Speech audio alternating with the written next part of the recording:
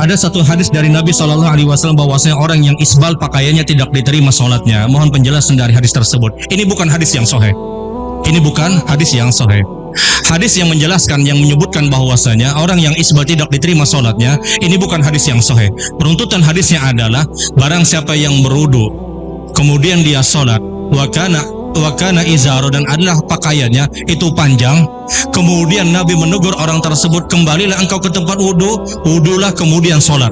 Hadis inilah yang digunakan sebahagian orang yang menyatakan orang isbal itu sholatnya tidak sah. Kenapa kita katakan hadis ini dhaif? Kita lihat. Pertama, dia tidak pernah diriwayatkan Bukhari Muslim.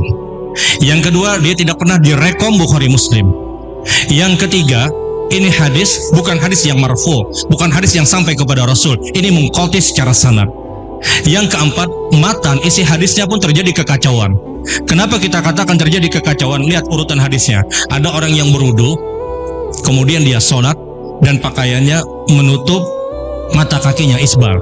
Kemudian diperintahkan Nabi, berudulah engkau kemudian sholatlah. Bagaimana mungkin orang yang isbal wudunya tidak sah? Rasul perintahkan orang ini, kembali engkau berwudu kemudian sholatlah. Yang seakan-akan isbalnya dia menjadikan wudunya tidak sah. Jadi baca hadis itu harus komplit, jangan setengah-setengah. Isi hadisnya ada orang yang berwudu, kemudian dia sholat dan pakaiannya panjang. Kemudian diperintahkan Nabi, berwudu lagi engkau, kemudian sholatlah engkau. Seakan-akan orang punya pemikiran, oh ini tidak sah karena isbal tadi. Bukan seperti itu. Pertama, ini hadis dhaif. Yang kedua, ini ditolak oleh logika dan akal. Ditolak naklan wa aklan. Ditolak dalil dan ditolak akal. Kenapa kita katakan ditolak akal? Karena bagaimana mungkin ada orang yang isbal, dia wudu kemudian dia isbal, wudunya tidak sah. Bukankah yang membatalkan wudu itu adalah apa-apa yang hanya keluar dari dubur dan kubul? Sudah masuk ya benar? Yang membatalkan wudu adalah apa-apa yang keluar dari dubur dan kubul. Bagaimana mungkin isbal membatalkan wudunya? Jadi yang dilihat itu harus komplit hadisnya. Sehingga para ulama menyebutkan hadis ini adalah hadis yang dhaif.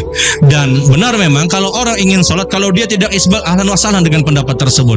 Bagi orang yang mungkin menganggap isbal yang dilarang adalah ketika dia ada rasa sombong, maka itu yang dia pegang. Ini khilaf, dan ini bukan khilaf yang berat, ini khilaf yang yasir, ini khilaf yang ringan. Bukan menjadikan gara-gara seperti ini misalnya terpecah ukhuwah, bukan seperti itu.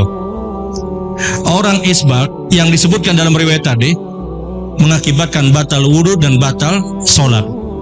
Ini yang dikritik oleh para ulama, sehingga para ulama memasukkan ini bukan hadis yang sahih, wallahu a'lam.